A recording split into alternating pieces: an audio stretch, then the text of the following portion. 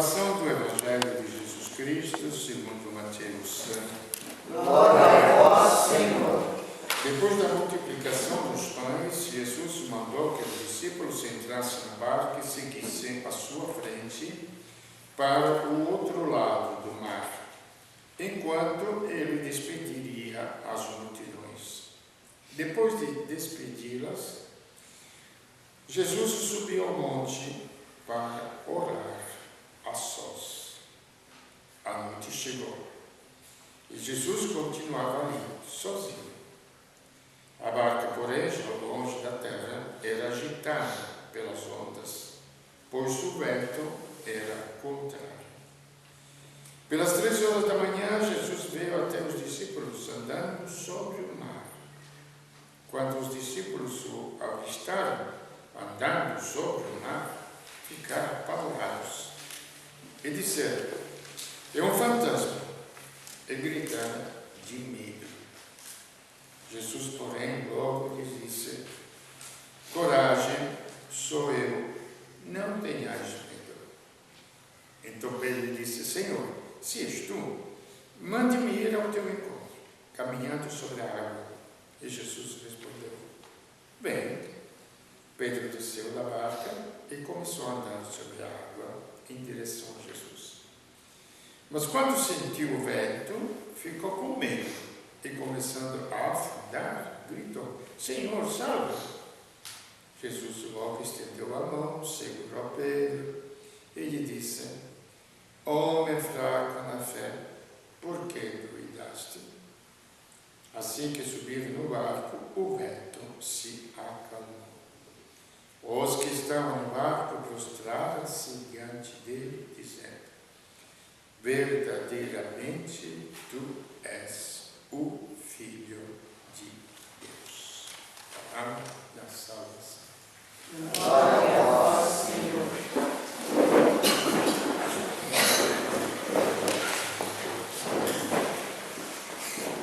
Quando se fala de religiosidade, quando se fala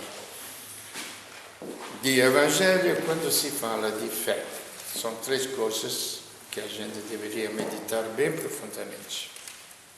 Religiosidade pode ser qualquer sentimento de dependência do desconhecido, coisas que humanamente a gente não pode resolver, aí confia no desconhecido. Muitas vezes pode ser uma macumba, outras vezes pode ser uma feitiçaria, outras vezes todas estas coisas que desde séculos passados já existiam, não? E existem ainda hoje. Quando se fala de evangelho, é diferente. A religiosidade está no fundo do coração da gente. Por medo, por angústia, por vazio, um monte de coisas. Aí somos nós que criamos os nossos deuses, ou invocamos um Deus que não sabemos se existe ou não existe, ou uma potência, ou um poder, ou uma energia. Põe os nomes que quiser a estas coisas, que o povo invoca, não é? Meu Deus, me acude. Né? Aí. Quando se fala do Evangelho, bom, é diferente. O Evangelho é um anúncio. Evangelizar quer dizer, é uma palavra grega, quer dizer anunciar. Então você procura alguma coisa, encontra uma pessoa que te fala: olha, o que você procura está na loja, na outra rua. Então você vai lá e procura, e acha. Então a pessoa te anuncia. E quando se fala o Evangelho de Jesus Cristo, porque é bem claro, tem muitos evangelhos no mundo. Tem o evangelho do comunismo, que promete um mundo melhor, um mundo igualitário. Tem o evangelho das pessoas que gritam pelas ruas: queremos padrão FIFA, queremos melhores escolas. Tem o evangelho agora na política: eu farei isto, eu farei aquilo. Então promete todas estas coisas. Tudo isso aqui é um anúncio. O nosso pela fé cristã, é o anúncio que aquilo que a humanidade procura. Nós ouvimos no canto lá: Quando vier Deus, a justiça e a paz se abraçarão. A gente está vendo aquela briguinha que depois tem tantas outras no mundo, entre palestinos e judeus. Nem a paz, nem a justiça. Porque um quer tirar proveito do outro. Por sempre for assim. Então, a justiça e a paz se abraçarão. Então, o que acontece para se abraçar a justiça e a paz? É preciso uma realidade nova e a vinda do próprio Deus na terra. Então, o Evangelho de Jesus Cristo é o anúncio que Deus está conosco na nossa história. Então, a nossa história não é mais uma história por um acaso. Não é uma história de você criar o filho para o mundo. Isso está na cabeça um pouco de todo mundo. Não, cultura, para vocês verem como é que a cultura vai. Se cria um filho, se tiver uma fé, para Deus. Não porque tem que ser freire, não porque tem que ser padre, não porque tem que ser freire. Não tem nada a ver. É que somente em Deus o teu filho, ou você mesmo, se você não quer pensar em si, pensa no teu filho. E somente em Deus o teu filho vai realizar todos os seus sonhos de ser humano.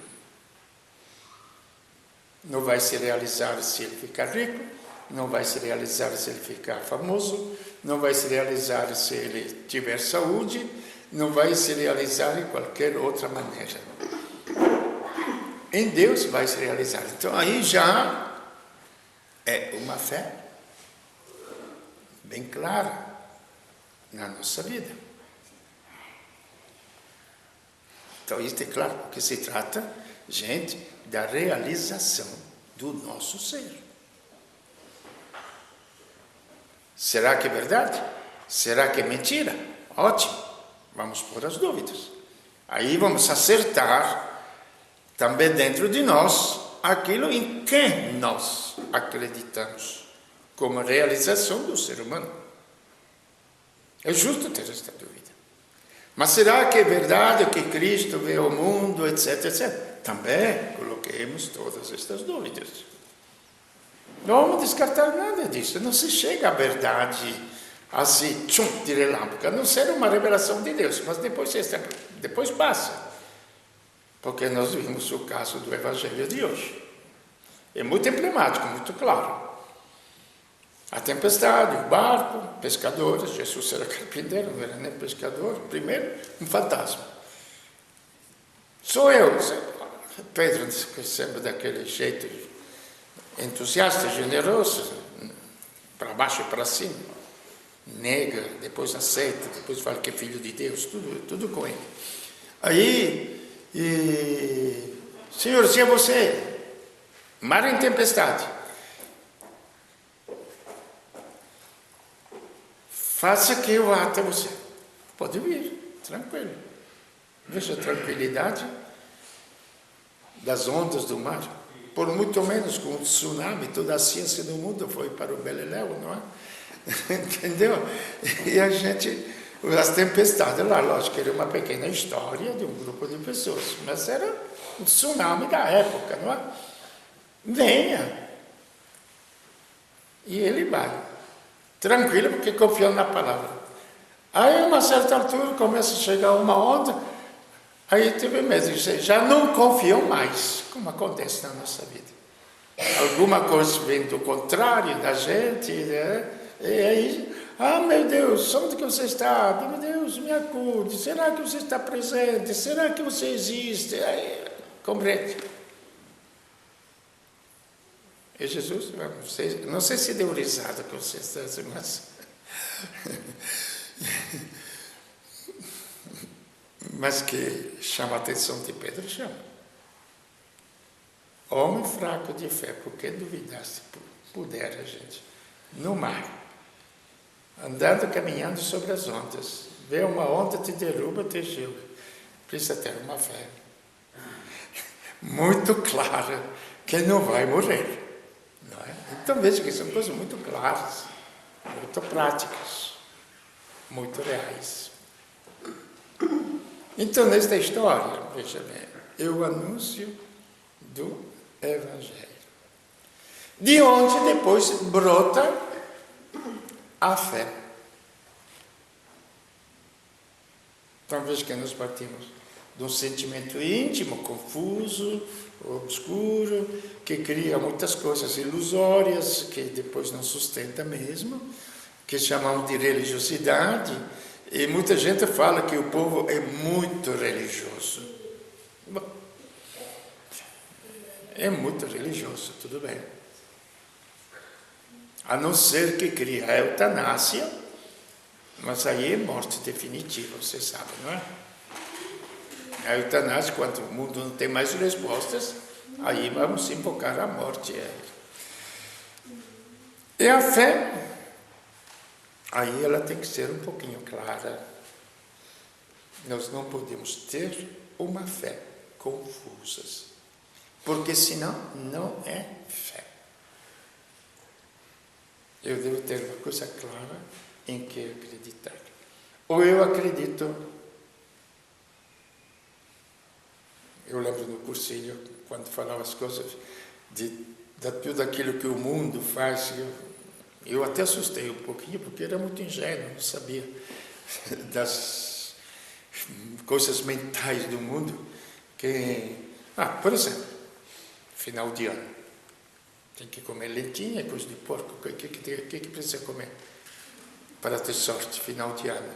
Qual é o prato? Lentilha, que mais? E que mais? Então, não pode comer frango, não pode comer animal que cisca para trás. Não. Cisca para frente, não para frente. Isso daqui não sabia. Isso daqui já é outra novidade para mim. Comer peixe que só vai para frente. Comer peixe que vai para frente. Entendeu? Então, veja bem, gente. A coisa é muito prática. Vocês podem ver que isso nos atinge na nossa inteligência. Não precisa ter muito estudo, não. Entendeu? Atinge na nossa inteligência. O que a lentilha pode produzir?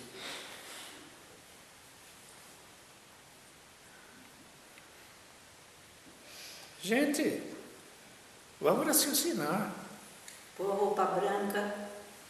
Aí deve ter um modo dessas besteiras. Eu lembro só uma coisa que a pessoa falava no cursinho e eu nunca tinha meditado. Se ferradura desse sorte, muita gente coloca contra uma olhada ferradura na porta. E agora parou um pouquinho, tem uns apartamentos, mas antigamente era, né? A ferradura na porta. Disse ferradura desse sorte cavalo, burro, que usa 4, não estaria ainda puxando carroça. Gente, veja que são coisas muito claras. Não é coisa de brincadeira. Porque com isso o que acontece? Que nós estamos estragando a nossa inteligência. Nós estamos estragando a nossa inteligência, estamos estragando o nosso saber, estamos entregando as forças da nossa vida àquilo que não tem força, aquilo que não tem poder, aquilo que não pode fazer nada. Era o que os antigos criavam os ídolos, as estátuas de madeira, etc, etc, que não podiam fazer. Por isso que no Antigo Testamento Deus era muito exigente, perdoava um monte de outras besteiras do povo. Mas da adoração ao Deus único, ele não transigia. Mas de jeito nenhum. Que os muçulmanos depois pegaram, porque a maior parte das coisas dos muçulmanos são pegas do Antigo Testamento. Então chega a esta parte aqui. E a fé, então, é naquilo que São Paulo fala. A fé em quem? A fé em Jesus Cristo. Ele trouxe a paz. Porque a paz não é a ausência de problemas. Seja bem claro isso, eu vou repetir. Paz não é ausência de problemas. Paz é preenchimento do nosso coração. Quando o nosso coração estiver preenchido de Deus, pode acontecer um inferno ao nosso redor. Nós estaremos em paz.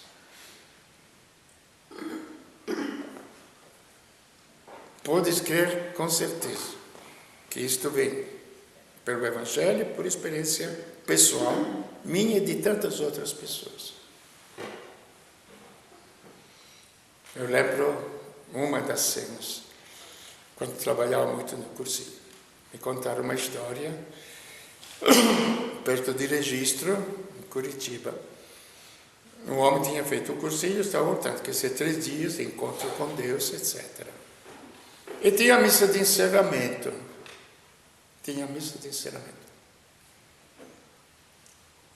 A esposa, com 2 filhos, estava indo na missa de encerramento para se encontrar com o marido. Acidente na estrada. Morreu a esposa com os 2 filhos. É uma pessoa que estava presente que me contou.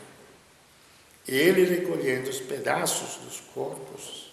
Imagina, ele tinha feito um cursinho, encontro com Deus.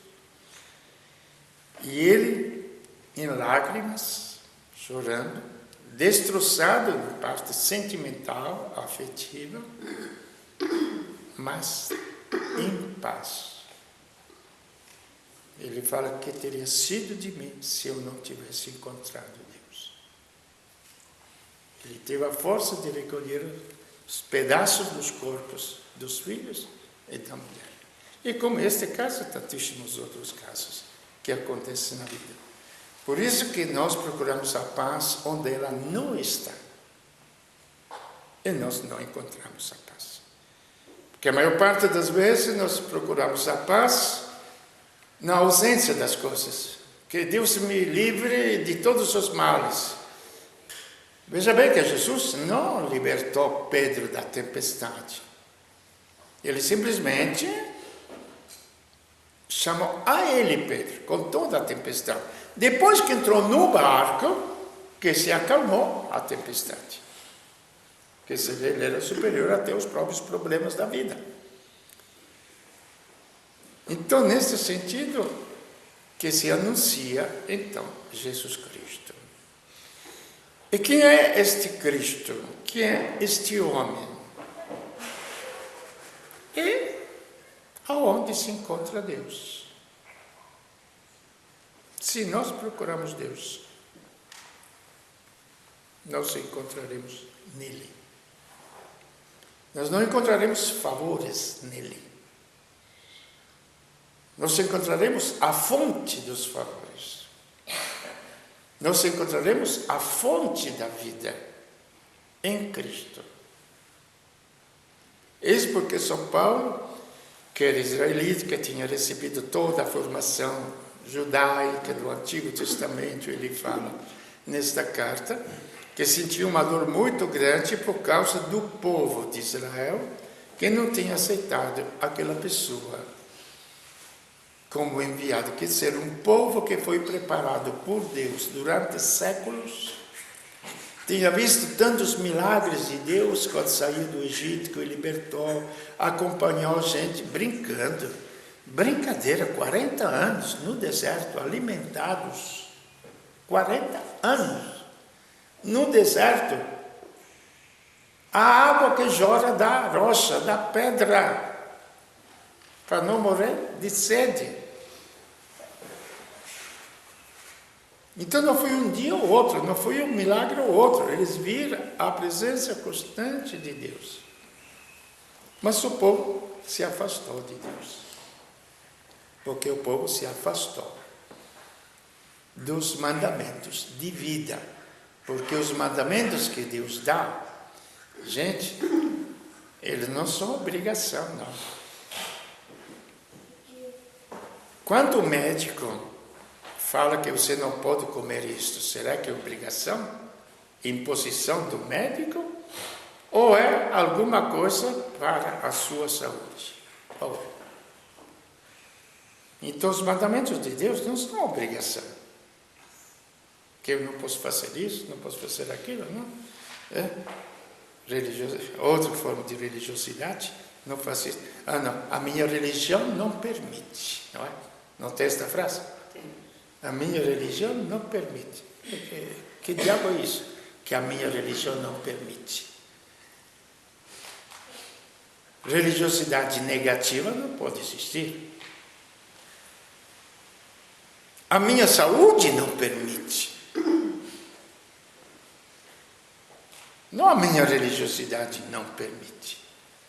O meu bem-estar psíquico, físico, espiritual não permite de eu estragar. Então veja que é totalmente diferente o conceito dos mandamentos de Deus. Porque quando ele terminou de dar os mandamentos para o povo de Israel, ele falou: eis que agora eu ponho diante de ti as minhas leis. Coisa que não existe em nenhuma outra civilização, nem nos gregos, nem nos romanos, onde se fala de vida. Simplesmente existem as regras e acabou. Mesmo aquilo que a gente chama de democracia hoje, que todo mundo enche a boca de democracia. Hoje é democracia, porque posso ir para cá, para lá. Bom, gente, sabe quais são os seres do mundo que são mais democráticos? O meu direito de ir e vir, não é? Todo mundo grita para isso. O meu direito de ir e vir. Você sabe, é que parece besteira, mas é realidade. Você sabe quais são os seres mais democráticos nesse sentido? Os pássaros do céu. Eles vão para onde querem. Vão e voltam. Os bichos do campo.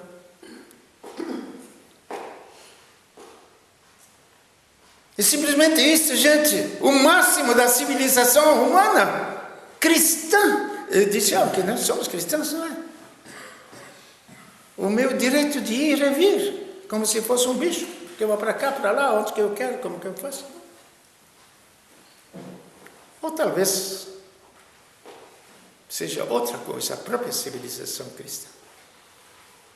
E Deus falou claro: olha, meu povo, eu coloco, pode ver na Bíblia, não é isso? Eu coloco as minhas leis na tua frente. Se você observar, viverá. Se você transgredir, você morrerá. Então são leis para a vida ou para a morte. Então as leis morais, as leis de honestidade, as leis de respeito mútuo, as leis... É gozado, porque eu não entendo, insisto mais uma vez, bombardear.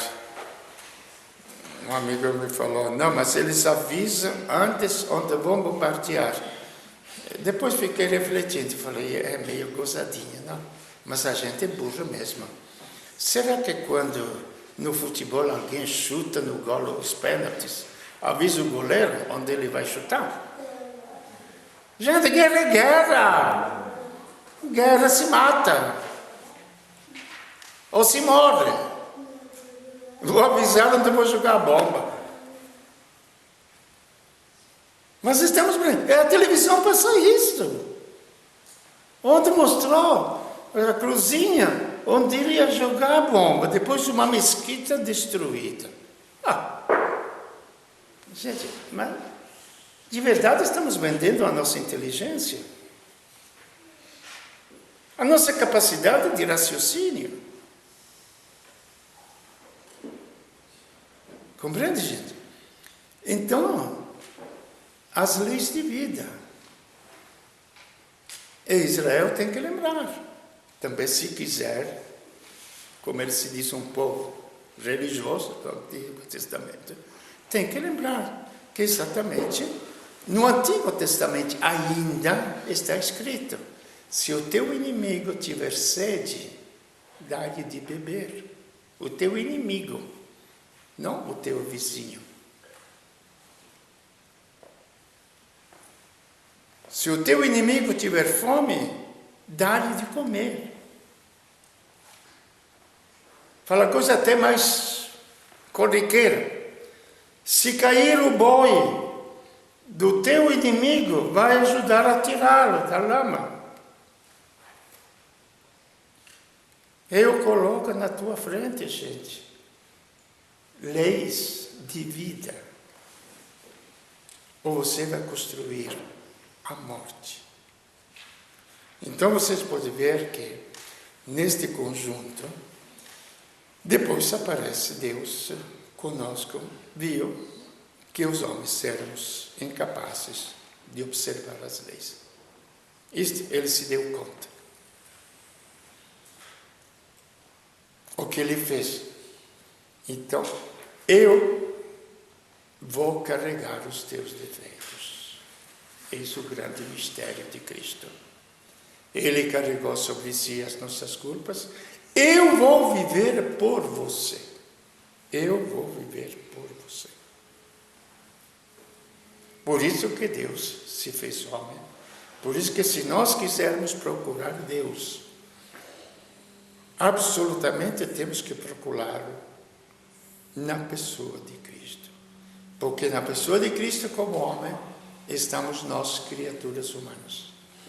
Na pessoa de Cristo como Deus, está Deus que entra em comunhão conosco.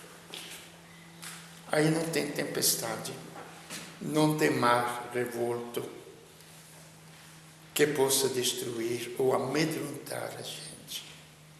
Que Deus está conosco, Deus vive conosco.